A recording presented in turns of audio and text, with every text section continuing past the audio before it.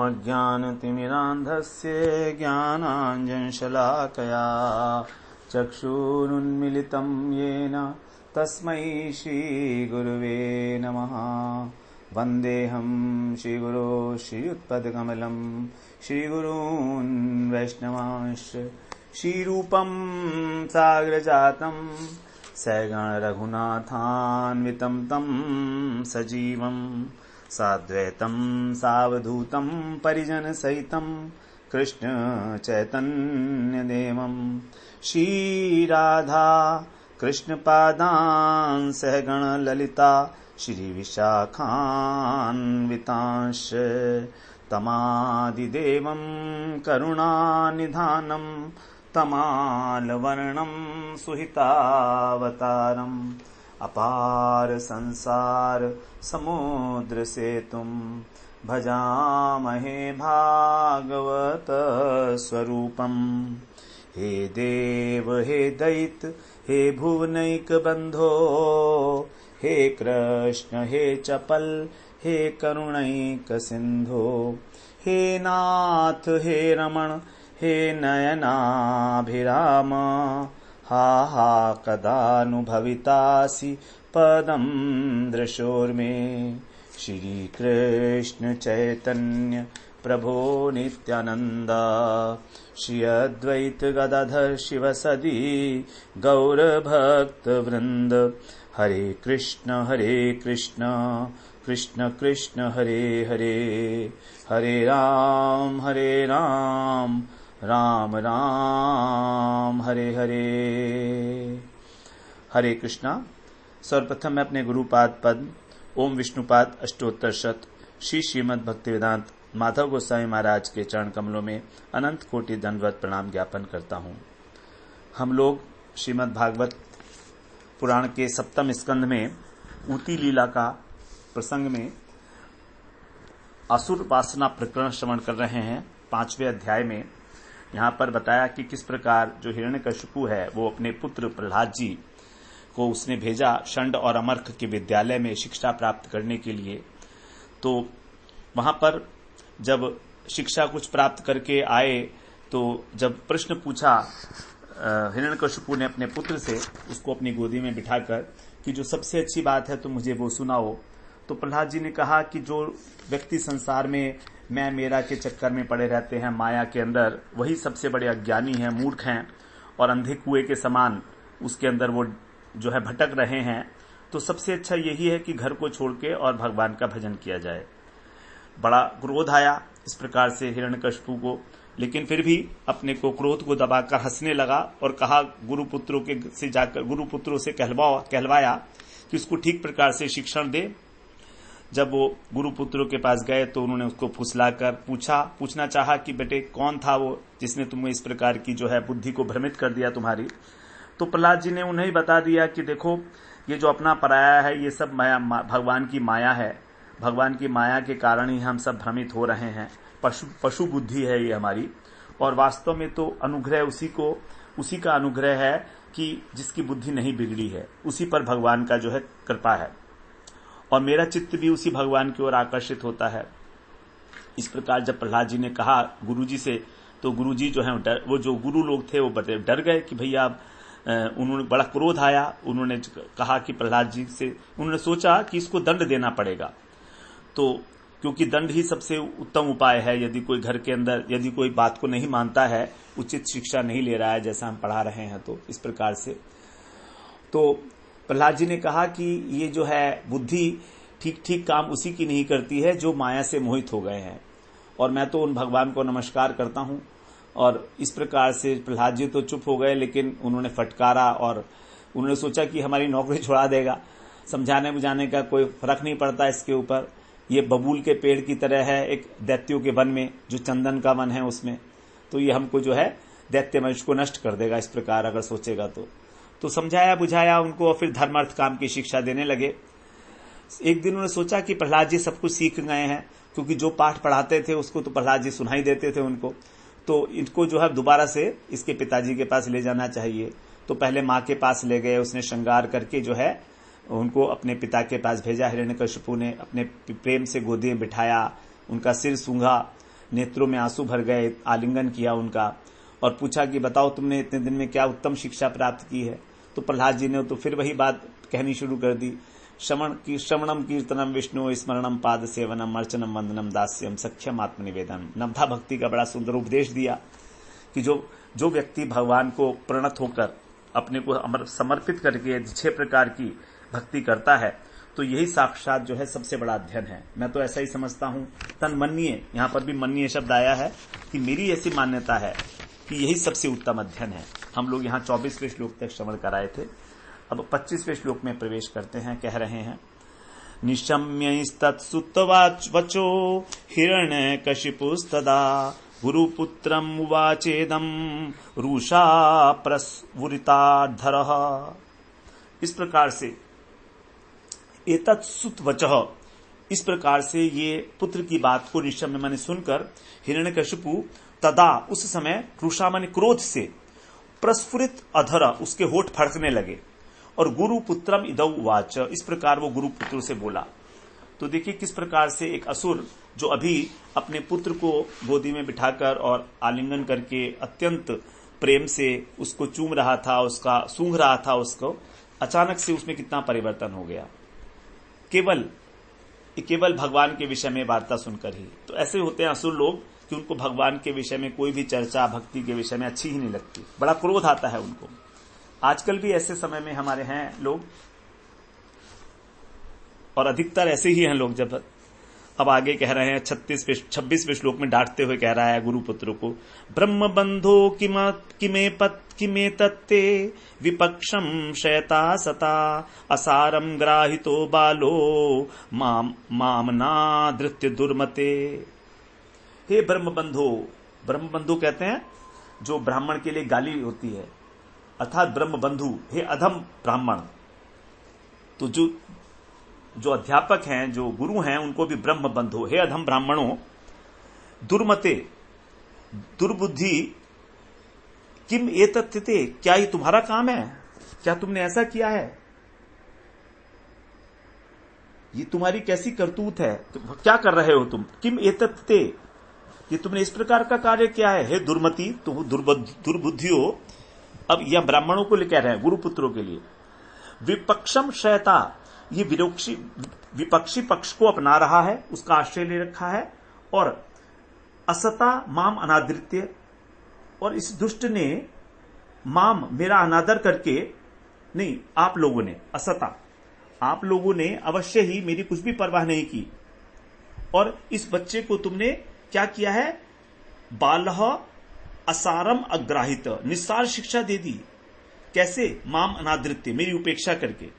तुमने मेरी जरा सी भी परवाह नहीं की कि मैं तुमको दंड दूंगा।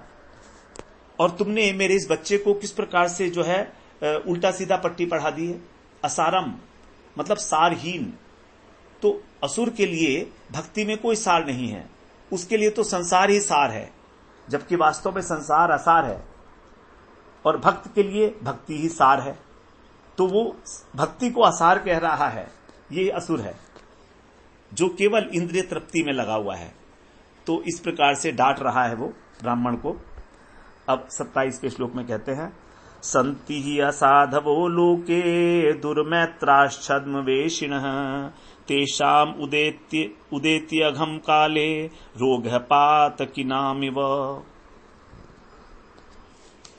यहां पर अब कह रहा है ही माने क्योंकि लोके, इस लोक में दो मित्रा, जो बुरे मित्र हैं, वे छद्म वेशिण, कपट वेश में असाधव संति, दुष्ट लोग हैं। इस संसार में दुष्टों की कमी नहीं है, ऐसे लोगों की जो मित्र का बाना पहनते हैं और छिप छिप के शत्रु का काम करते हैं, ऐसे लोगों की कमी नहीं है कपट वेश के अंदर। पातकी नाम रोग इव, पाप करने वालों का जो रोग के समान उनका जो पाप है, तेषाम अघः, वो काले उदेती समय आने पर प्रकट हो जाता है। अर्थात उनकी कलई जो है, उनकी जो भेद है, रहस्य है, वो खुल जाता है समय आने पर। जैसे पाप करने वाला कितना ही पाप करे, लेकिन समय के ऊपर जब समय आएगा तो रोग के रूप में प्रकट हो जाएगा, उनकी पोल खोल देगा। तो यहां पर कहने का अर्थ है कि जितने भी हम पाप करते हैं, समझ लीजिएगा, हम समझना चाहिए कि वो किसी ना किसी रोग के रूप में हमारे शरीर के ऊपर आक्रमण करेंगे। या तो हमारा शारीरिक रोग हो जाए या मानसिक रोग हो जाए। तो पाप जो है कभी भी रुकता नहीं है। शारीरिक रोग से संबंध हो जाएगा। तो यहां पर कह रहा है वो कि जैसे कि पाप रोग के रूप में प्रकट हो जाते हैं, उसी प्रकार से संसार के अंदर छद्म वेश धारण किए हुए जो धोखेबाज मित्र हैं, वे चाहे कितना ही शत्रुता कर लें, छिपा लें, लेकिन बाद में उनकी कलई, उनकी पोल जो है खुल ही जाती है।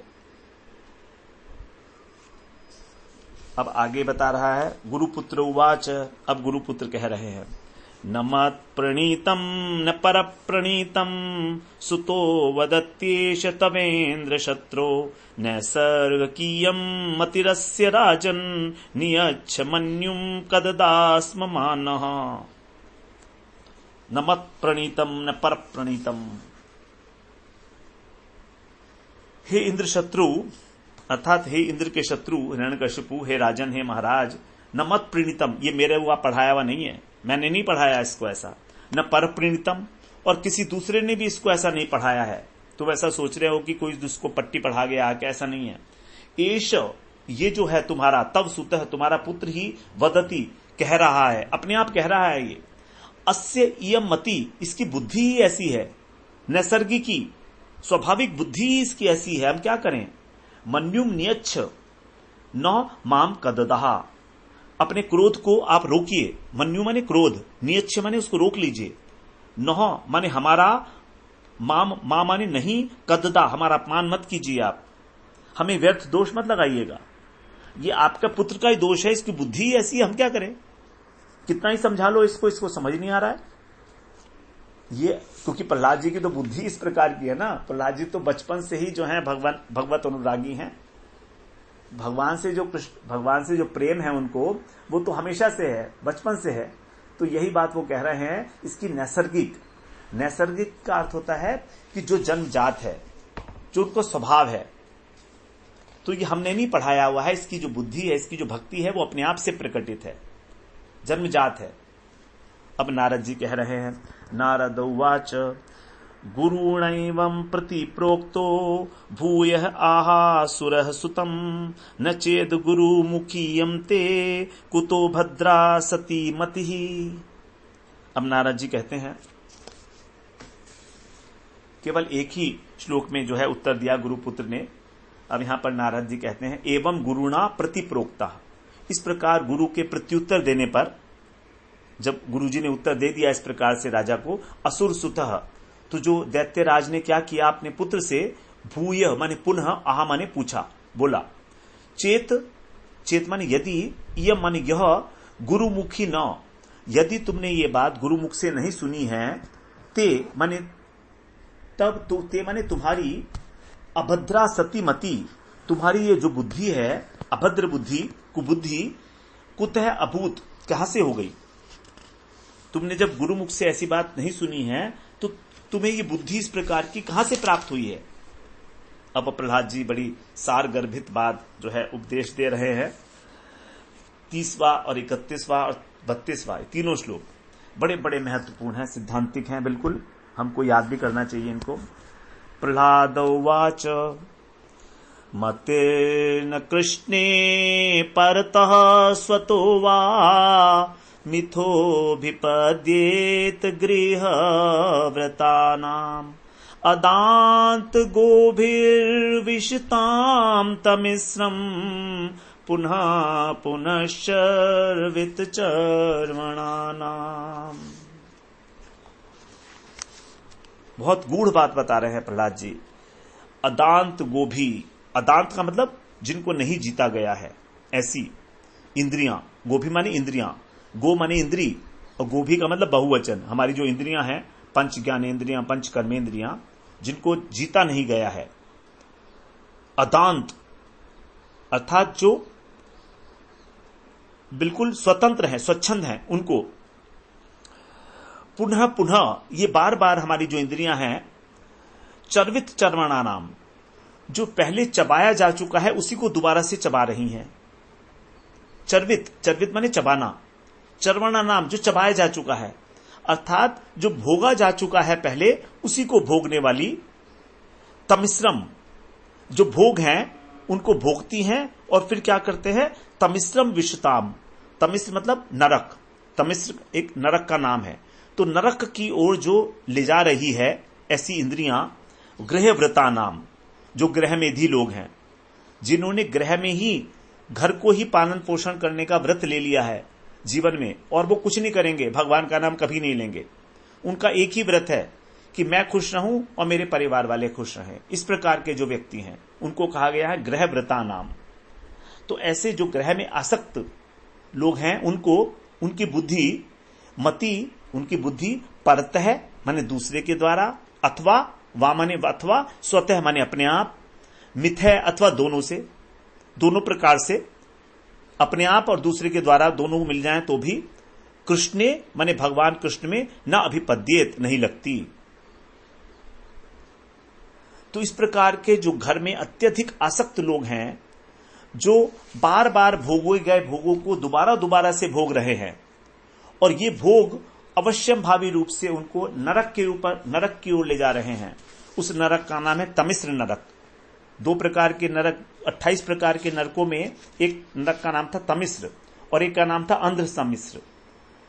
तो जो तमिश्र नरक की ओर ले जाने वाले भोग हैं, उन्हीं के अंदर वो आसक्त हैं। ऐसे गृहमेधी लोग, उनकी बुद्धि कभी भी कृष्ण में नहीं लगेगी, चाहे उनको कोई समझा ले, चाहे कोई दूसरा समझाए, चाहे कोई अपने आप से, अथवा दोनों मिलके भी। यदि दोनों भी कोशिश कर ले तो भी उनकी बुद्धि नहीं लग सकती भगवान कृष्ण के अंदर। मतिर्न कृष्णे परतः स्वतोवा मिथोभिपद्येत गृहव्रता नाम। बड़ी सुंदर बात है। भगवान कृष्ण के प्रति जो बुद्धि लग गई वही है भक्ति। गीता में भगवान ने केवल बुद्धि की ही बात की है कि तुम बुद्धि एक मेरे को अपने दे दो, मई बुद्धिम निवेशय, मुझ में अपनी बुद्धि को अभिनिवेशित कर दो, लगा दो, यही भक्ति है। तो कृष्ण को केवल भक्ति के द्वारा ही समझा जा सकता है, और भक्ति में तभी हम जा सकते हैं जब हम कृष्ण के विषय में तत्व ज्ञान प्राप्त कर लें, कृष्ण में अपनी बुद्धि को आवेशित कर दें। अन्यथा जो इंद्रिय भोग के अंदर तत्पर हैं, चर्वित चर्वणानाम कर रहे हैं, वे लोग तो केवल यही कर सकते हैं। वे समझ ही नहीं पाएंगे कि कृष्ण जो है परम पुरुषोत्तम भगवान है। वे समझ ही नहीं पाएंगे कि कृष्ण को हम इसी जन्म में प्राप्त कर सकते हैं। वे नहीं समझेंगे इस बात को, उनकी वो स्थिति नहीं है। वो कह रहे हैं बुद्धि, उनको चाहे कितना ही समझा लिया जाए, कितने ही उदाहरण दे लो उनको, साक्षात देख रहे हैं कि लोग मृत्यु के गर्त में जा रहे हैं, अनेक अनेक प्रकार के भोगों को भोग के कितने कितने प्रकार के दुख पा रहे हैं, लेकिन तो भी। तो इस प्रकार से उनकी भुक्ति, उनकी मति कभी भी कृष्ण में नहीं लगती है। तो जब तक हम अत्यंत इंद्रिय लोलुप हैं, अर्थात जब तक हमारी भोगों से ही निवृत्ति नहीं हो रही है, हमारी बुद्धि को कृष्ण में लगने का कोई चांस नहीं है, चाहे हमें कितना ही समझा लिया जाए। इसीलिए धीरे धीरे अपनी आवश्यकताओं को कम करते हुए, द प्रिंसिपल ऑफ मिनिमलिज्म का अपनाते हुए, जितनी कम से कम जरूरत है आवश्यकताएं जीवन निर्वाह के लिए, उतनी, जिससे कि हम अधिक से अधिक समय कृष्ण के लिए दे सकें केवल, और उस समय के अंदर हम उसका सदुपयोग करते हुए भगवान की कथाओं का श्रवण करके, वैष्णव के मुख से उनकी सेवा करके ही हमको कृष्ण के प्रति आकर्षण हो सकता है। क्योंकि जहां पर हम सेवा करते हैं वहां हमारी आसक्ति हो जाती है, और हमारी महत पुरुषों में यदि आसक्ति हो गई तो हमारी धीरे धीरे भगवान में भी आसक्ति हो जाएगी। जन्म जन्मांतर लोग तक इस प्रकार का प्रयास करते हैं, लेकिन अंत समय में भगवान का नाम नहीं आ पाता है मुख के ऊपर। हम सोचते हैं हम अंत समय में भगवान को प्राप्त कर लेंगे भगवान का नाम लेकर, लेकिन कभी नहीं होगा ऐसा। तो इस प्रकार से प्रहलाद जी ने बड़ी सुंदर उपदेश दिया। ये डायरेक्ट उत्तर नहीं है उनकी बात का हिरण्यकशिपु को, लेकिन वो तो इनडायरेक्ट उत्तर दे रहे हैं। पहले वो कह रहे हैं कि आपकी बुद्धि क्या लगेगी, आप तो इंद्रिय भोग में लगे हो, आपका नाम ही हिरण्यकशिपु है, आप तो चबे हुए कोई चबाए जा रहे हो, आपकी इंद्रियां ही वश में नहीं है। यही एक वैष्णव का यही एक गुण होता है कि वो डायरेक्ट कोई बात नहीं कहता, लेकिन अपनी बात को पूरा रख भी देता है सामने। जो समझदार है वो समझ भी जाएगा, आगे कह रहे हैं 31 विष्णु और स्पष्ट कर रहे हैं इस बात को। न ते विदुः स्वार्थ गतिम हि विष्णुम दुराशया ये बहिरर्थ मानिना अंधा यथांधैरोपनीयमाना वाचीश तंत्या मौरुदाम निबद्धा। 31वां श्लोक है। यहां पर कह रहे हैं नेति विदु स्वार्थ गतिम ही विष्णु यथा अंधा अंधई उपनियमाना। यथा माने जैसे एक अंधा अंधे को ही ले जाया जा रहा हो। एक अंधा था, उसको रास्ता पार करना था, तो दूसरा अंधा उसको रास्ता पार करा रहा है, तो क्या होगा? दोनों के दोनों मरेंगे, दोनों के दोनों, क्योंकि अंधा ही अंधे को ले जा रहा है। तो जगत में इसी प्रकार का है कि जो अंधा है वो अंधे को ही गाइड कर रहा है, जिसको खुद नहीं मालूम है वही दूसरे को गाइड करने में गुरु बन के और उसको चला रहे हैं। ऐसे पता नहीं कितने गुरु हैं संसार के अंदर, विशेषकर भारतवर्ष में। अंधा यथा अंधई उपनियमाना। उसी प्रकार से ईशवाची भगवान की जो वाणी है वेद रूपी, तंत्याम, वो वेद रूपी जो तंती है, तंतु है, तंतु का मतलब रस्सी, वेदों की वाणी को कहा गया रस्सियां है वो, उसके अंदर उरुदामनी, बहुत सारी रस्सियां लगी हुई हैं। एक रस्सी से, वेद रूपी एक रस्सी से अनेक प्रकार की रस्सियां लगी हुई हैं और उनमें सब बंधे हुए हैं, बद्धा, बांधे हुए के समान। तो एक मरेगा तो सारे मरेंगे, क्योंकि उसे एक रस्सी से बंधे हुए हैं। अर्थात जो वेद हैं हमारे, वे क्या करते हैं? हमको कर्म कांड की शिक्षा देते हैं। कर्म कांड में क्या है? यज्ञ कर लो, दान कर लो, तप कर लो, अनेक अनेक प्रकार के कर्म कांड से क्या मिलेगा हमको? ज्यादा से ज्यादा स्वर्ग लोक मिलेगा, अधिक से अधिक इस संसार के सुख मिलेंगे और स्वर्ग लोक मिलेगा। तो कर्म कांड के अंदर ही सभी लोग जो है फंसे हुए हैं। तो कर्म कांड को कहा गया है कि एक रस्सी के समान है ये, और इसी के अंदर सारे लोग बंधे हुए हैं। धर्म अर्थ काम, इन तीनों को ही करते हुए अपना जीवन यापन कर रहे हैं। तो ये ऐसा ही है जैसे एक अंधा अंधे को ले जा रहा हो। तो इस प्रकार के लोग जो बहिरर्थ मानिन है, जो बाहर के विषयों को ही मान देते हैं, अर्थात बाहर के जो विषय हैं, सांसारिक विषयों के अंत ही अपने विषयों को ही अपना प्रयोजन के रूप में स्वीकार करते हैं कि यही हमारे जीवन का लक्ष्य है कि खाओ पियो और मौज करो। बहिरर्थ मानिन हो, जिनकी बुद्धि कृष्ण विमुख है और माया सम्मुख है, ऐसे लोग जो ये दुराशया, जिनका आशय दूषित है, जो संसार में ले जाने वाला आशय है, स्वार्थ गतिम, वो अपने परम स्वार्थ को नहीं जानते। परम स्वार्थ क्या है उनका? ते विष्णुम, वे, ते माने वे भगवान विष्णु को न विदुः, नहीं जानते कि भगवान विष्णु की प्राप्ति अर्थात कृष्ण प्रेम की प्राप्ति ही उनका परम स्वार्थ है। स्वार्थम गतिम, उनकी अंतिम गति, स्वार्थ की पराकाष्ठा क्या है? कृष्ण प्रेम। स्वार्थ का यहां पर अर्थ है स्व प्लस अर्थ। स्व का अर्थ है यहां पर आत्मा। स्व शब्द के कई अर्थ होते हैं, शरीर और आत्मा दोनों। तो यहां पर हमको आत्मा शब्द को ग्रहण करना है। तो आत्मा का जो एकमात्र गति है वो कृष्ण प्रेम की प्राप्ति। वे इस बात को नहीं जानते, अपना प्रयोजन उन्होंने अपने जीवन में निश्चित नहीं किया है, इसीलिए जो भी उनको जो कह देता है वो वैसे ही करते हैं।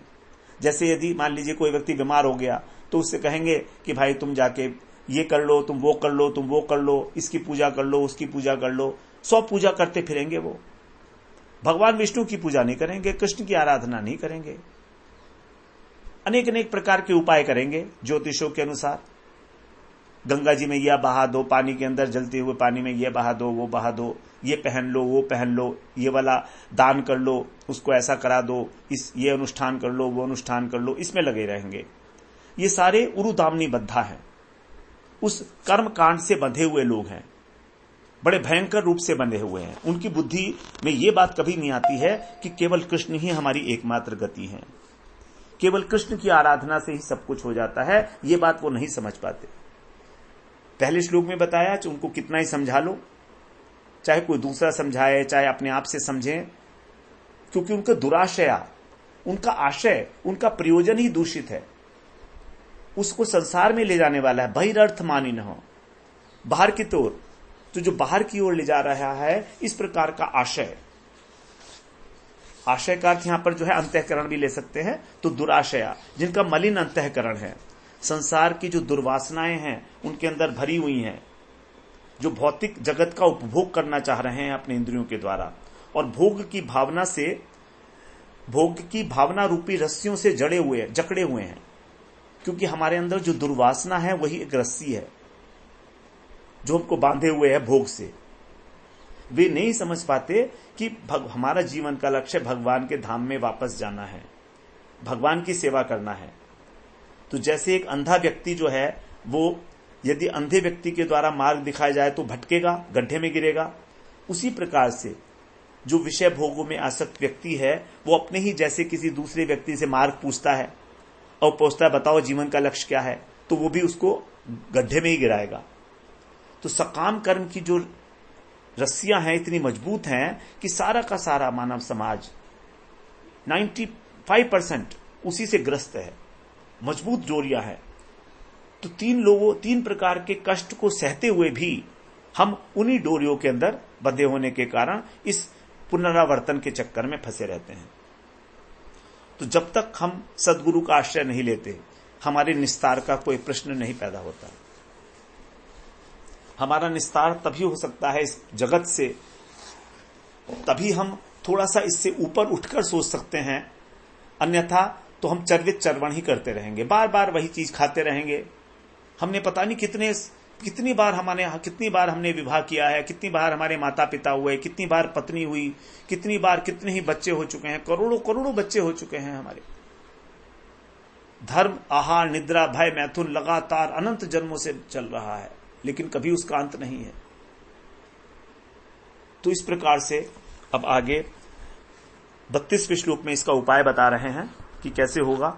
नैषा मतिस्तावदुरुक्रमाघ्रिम स्पृष्ट्यनर्थपगमो यदर्थ महीयसां पादरजोभिषेकम् निष्किंचिनानाम न वृणीत यावत्।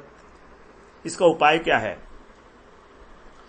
इसका उपाय अब बताया जा रहा है 32वें श्लोक में। 30 और 31 की जो भवरोग है हमारा, इसका उपाय क्या है उसको एक बार बताया। अब एशाम मति, इनकी बुद्धि, जो इस प्रकार के विषय भोगों में लगे हुए हैं, उनकी जो बुद्धि है ये क्या है? अनर्थ अपगमः, अनर्थों को नाश करने वाले, अर्थात जितने भी हमारे पाप है, काम, क्रोध, लोभ, मोह, मद, मत्सर, 4 प्रकार के जो मुख्य अनर्थ बताए गए हैं, वही 16 प्रकार के अनर्थों के अंदर परिभाषित किए गए हैं। इन सबको निवारण करने वाले उरुक्रम अंघ्रिम, उरुक्रम माने भगवान, जिनका बहुत विशाल कदम है, ऐसे उरुक्रम भगवान अनंत, उनके चरणों की जो यत अर्थ, जो हमारा सच्चा स्वार्थ है, यदर्थ, हमारे भगवान के चरण कमलों की सेवा जो हमारा सच्चा प्रयोजन है, वो तावत न स्पृशति, तब तक उसको स्पर्श नहीं कर सकती उन चरण कमलों को। जो कैसे हैं भगवान? सारे अनर्थों के नाश करने वाले, पापों को नाश करने वाले। तो भगवान के चरण कमलों के लिए यहां पर जो है विशेषण बता गए कि वो हमारे सभी पापों को नाश करने वाले हैं और हमारे सच्चे स्वार्थ हैं उनकी सेवा करना। तो उनकी सेवा करने में हमारी बुद्धि तब तक उसको चरण कमलों को स्पर्श नहीं कर सकती, यावत माने जब तक निष्किंचिना नाम महीयसाम, जो अकिंचन और महापुरुष हैं, उनकी पादरज है अभिषेकम, पादरज, उनके जो चरण रज है उसमें स्नान नहीं किया जाता, न व्रणीत, अर्थात जब तक हम किसी महापुरुष को अपने जीवन में वरण नहीं कर लेते और वरण करके उनके प्रति पूर्ण श्रद्धा युक्त होकर उनकी आज्ञा का पालन नहीं करते, अर्थात उनके बताए गए रास्ते के अनुसार भजन नहीं करते, तब तक हमारी बुद्धि भगवान के चरणों को स्पर्श नहीं कर सकती। और भगवान के चरणों को स्पर्श किए बिना हमारे जो अनर्थ हैं, हमारे जो पाप है, वो कभी नष्ट नहीं हो सकते। तो जो सारा खेल है ये सर्व बुद्धि का है। एक बार बुद्धि में यदि ये बात अच्छी प्रकार से बैठ जाए कि केवल कृष्ण ही मेरी एकमात्र गति है, तब हम गुरु पदाश्रय करके, वैष्णवों का संग करके और भजन क्रिया में प्रवृत्त हो सकते हैं। अन्यथा हमारा निस्तार होने का कोई चांस नहीं है। अनंत अनंत जन्म लिए हैं और अनंत अनंत समयों तक ऐसे ही हम घूमते रहेंगे, भटकते रहेंगे। अनर्थ अपगमः, अनर्थों का नाश। अनर्थों का नाश तभी होता है जब हमारी बुद्धि उन चरणों को स्पर्श करती है। अन्यथा हम जो तंत्रियम उरुदामनी बद्धा है, 3 प्रकार के जो प्रकृति के गुण हैं कर्म कांड में जो हमको प्रवृत्त कराते हैं, सत्य, सत्व, रज और तम, ये हमको इन गुणों में बांधे रहेगी। यही है भौतिकवादी शिक्षा। जो भौतिकवादी शिक्षा है हमारी, वो हमको इस संसार में ही और अधिक उलझा रही है, अधिक से अधिक हमारे राग द्वेष को और प्रबल कर रही है, अनेक अनेक प्रकार की सुविधाएं देकर, भौतिक सुविधाएं देकर। फिर कृष्ण को समझने का तो प्रश्न ही नहीं उठता है। और सबसे इंपॉर्टेंट बात यहां पर बताई है, पाद रजोभिषेकम महीयसाम, जो निष्किंचन भक्त हैं भगवान के। देखिए, भक्त भी कई प्रकार के हैं। भक्त 4 प्रकार के तो भगवान ने गीता ही में बताए हैं। आर्तो जिज्ञासु अर्थार्थी ज्ञानी च भरतर्षभ। सकाम भक्त हैं, भगवान से कुछ ना कुछ आशा करते हैं, तो उनके क्या चरणों में हम, उनके क्या चरण रज से अभिषिक्त होकर हमको भगवान मिलेंगे? नहीं मिलेंगे, नहीं मिलेंगे। सकामी पुरुष नहीं, जो निष्किंचन है, अर्थात उसके पास सब कुछ है तो भी वो ऐसा सोचता है मेरा कुछ नहीं है, तो भगवान का है, तो गुरु जी का है, मैं भी उन्हीं का हूं, तो सब कुछ उन्हीं का है। जो निष्किंचन है, महीयसाम, ऐसे महापुरुष। पाद रजोभिषेकम, ये नहीं कि उनकी चरणों की धूली उठा के और उसमें जाके अपना धूल धूल मल ली, अपने शरीर के ऊपर मिट्टी मल ली, ऐसा नहीं। चरण रज का अर्थ है कि उनका आज्ञा का पालन करना, उनका अनुगमन करना, उनके अनुसार अपने जीवन को ढालना, आचरण करना, उनकी शरणागत होकर। क्योंकि कहा गया, यस्य देवे पराभक्ति यथा देवे तथा गुरु तस्य ते कथिता ही अर्था प्रकाशन्ते महात्मन है, कि जिसकी भगवान के प्रति जैसी बुद्धि है, जैसी श्रद्धा है, वैसे ही जब गुरु के प्रति होगी, तभी शास्त्रों का मर्म अर्थ उसे समझ में आएगा। जब दोनों के ऊपर एक प्रकार की श्रद्धा है, अटल श्रद्धा, भगवान से भी अधिक, तभी उसको शास्त्रों का जो मर्म अर्थ है वो समझ में आना शुरू होगा और तभी उसकी बुद्धि भगवान में लग सकती है। आगे 33वें श्लोक में कह रहे हैं, इत्युक्त्वा उपरतम पुत्रम हिरण्यकशिपुरुषा अंधीकृतात्मा सुत्संगान निरस्यत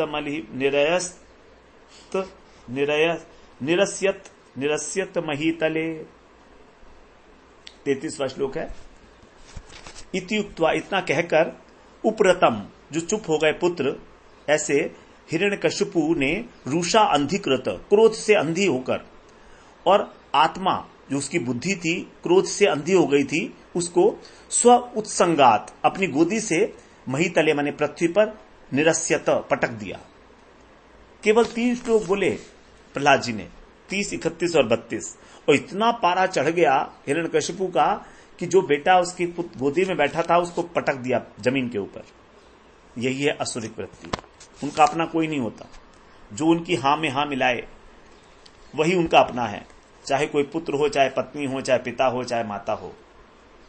इसी तरह के होते हैं असुर लोग। क्षणे रुष्टा क्षणे तुष्टा, एक एक क्षण में बुद्धि इतनी अनसर्टेन होती है उनकी। आगे, आहामर्ष रूपाविष्ट रुषाविष्ट कषायी भूत लोचन बध्यतामश्वयं बद्वध्यो निस्सारयत नैरितः। नैरिता अब दैत्यों को कह रहा है, हे दैत्यों, प्रहलाद की जो बात है उसको वो सह नहीं सका, बिल्कुल भी सहन नहीं कर सका उसको, असहनशीलता के कारण। अमर्ष माने असहनशील था, रुषा माने क्रोध से उसके जो वो थे लाल हो गए, कषाई भूत, उसके जो नेत्र थे वो लाल हो गए। लोचन माने लाल, लोचन माने नेत्र। और इस प्रकार से वो बोला कि हे दैत्यों, निर्जिता माने हे दैत्यों, अयम निसारयत, इसको निकाल दो यहां से इसको निकाल दो एकदम। और आशु बध्यताम, इसको शीघ्र मार डालो। ये बध्य, ये मारने योग्य ही है, इसको मारो। इस प्रकार से जो है आदेश दे दिया उसके दैत्यों को। अब दैत्यों तो तैयार ही रहते हैं मारने मरने के लिए, उनका तो काम ही यही है। तो देखिए अब दैत्य क्या करते हैं 35वें श्लोक में, अयम में भ्रातृहा सोयम हित्वा स्वां सुहृदोधमः पितृव्य हंतुर्य पादौ विष्णुर्दासवदरश्चति। यहां पर कह रहे हैं अयम अधम, ये अधम है, स्वां सुहृद जो अपने संबंधियों को हित्वा मैंने छोड़कर, यह में भ्रातहा जो मेरे भाई को मारने वाला है हिरण्याक्ष को, उसी पितृव्य माने अपने चाचा को, हंतु माने मारने वाले जो विष्णु हैं उनके चरणों की, अयम दासवत अर्चति दास के समान पूजा कर रहा है, अपने चाचा की ये पूजा कर रहा है, चाचा को मारने वाले की जो मेरा शत्रु है, इसको मार दो तुम। विष्णुर्वासाद्वसौ किम नु करष्यति असमंजसः सौहृदम दुस्त्यजम पित्रोर आहाद्य पंचहायनः। अह अद्य दिनों के हिसाब से, अह माने दिन, अद्य माने अभी, तो अभी ये केवल पंचहायन 5 वर्ष का है केवल, और पित्रो दुस्त्यजम सौहार्द, और माता पिता के जो दुस्त्यज सौहार्द है, माता पिता तो स्वाभाविक रूप से अपने पुत्र को स्नेह करते हैं, उसको इसने असमंजस है त्याग दिया है, ये उसका विश्वास नहीं है, विश्वास खो दिया है इसने हमारा माता पिता का। असौ यह विष्णु का ही नु किम साधु भला क्या हित करेगा, तो जो अपने माता पिता का नहीं हो सका वो भला विष्णु का क्या हित करेगा। हमारे स्नेह को इसने भुला दिया, तो भला जो कृतज्ञ है ये अपने माता पिता की कृतज्ञता को स्वीकार नहीं कर रहा, तो विष्णु का क्या हित कर लेगा। ये विष्णु के लिए सब कुछ करने के लिए तैयार है।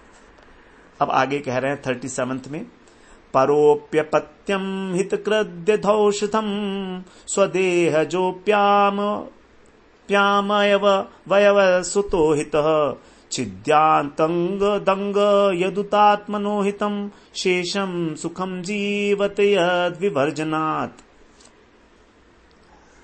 कह रहा है अपह परह अपि, दूसरे का भी जो हितकृत्य भला करने वाला है, अपत्य माने पुत्र, औषधम यथा औषधि के समान यदि वो भलाई करे, तो दूसरा यदि कोई औषधि के समान भलाई करे तो एक प्रकार से वो पुत्र है। अगर कोई दूसरे का हमारे औषधि के समान हमारी भलाई करे, लेकिन अहित करने वाला स्वदेह जय अपने शरीर से उत्पन्न पुत्र भी आमयवत रोग के समान है। यदि हमारा पुत्र है और हमारा अहित करे तो वो तो शत्रु ही है हमारा, क्योंकि रोग है वो। यत उद आत्मनः जो कहीं अपने को ही अहितम हानिकारक हो रहा है, इसीलिए तत् अंगम छिन्द्यात उस अंगों को काट देना चाहिए। अपने शरीर का जो अंग अब हानि कर रहा है शरीर की, उसको काट देना चाहिए। यत विवर्जनात् जिसको त्याग करने से शेषम सुखम जीवती, कम से कम शरीर जो है वो सुख से जीवित तो रह पाएगा। जो हमारे शरीर के अंदर कहीं पर कोई वो हो गया है, कोई हमारे घाव हो गया है बहुत बड़ा, जिसको ठीक नहीं किया जा सकता, तो उसको काट देना चाहिए, वरना तो वो एक बहुत बड़ा जो है रोग बन जाएगा। इसीलिए अब आगे 38वें श्लोक में बोलता है, सवैरुपायैर्हन्तव्य संभोज शयनाशयै सुहृल्लंगधर शत्रुर्मुनिर्दुष्टमिवेन्द्रियम। दुष्टम इंद्रियम, ये जो दुष्ट इंद्रियां हैं वे मुनियों के लिए सुहृत लिंग संबंधी का रूप धारण किए हुए शत्रु है हमारा। तो ये हमारा कोई स्वजन का बाना पहन के कोई शत्रु आ गया है। जैसे योगी की जो इंद्रियां हैं वो उसका अनिष्ट करती हैं, जो भोग लोलुप इंद्रियां हैं। कितना सुंदर उदाहरण दे रहा है। योगी की जो इंद्रियां होती हैं, जो भोग लोलुप है, वो उसके शत्रु के समान है। उसी प्रकार ये भी हमारा जो है हमारा अनिष्ट करने के लिए आया है, हमारे घर पैदा हुआ है। संभोज शयन आसनई, भोजन करते हुए, सोते हुए और बैठे हुए किसी भी दशा में, सर्व उपाय, सब उपायों से ये हंतव्य मार डालने योग्य है, क्योंकि मेरा हित कर रहा है। इसलिए किसी भी तरह से खाते समय, सोते समय, किसी भी उपाय से इसको मार डालो, अर्थात इसको जहर दे दो या कैसे भी इसको मारो तुम, मैं इसको अब आगे नहीं देख सकता। इस प्रकार से 38वें श्लोक तक हम लोग आज पढ़ते हैं। यहीं पर विश्राम लेके फिर 39 श्लोक से आगे पाठ करेंगे।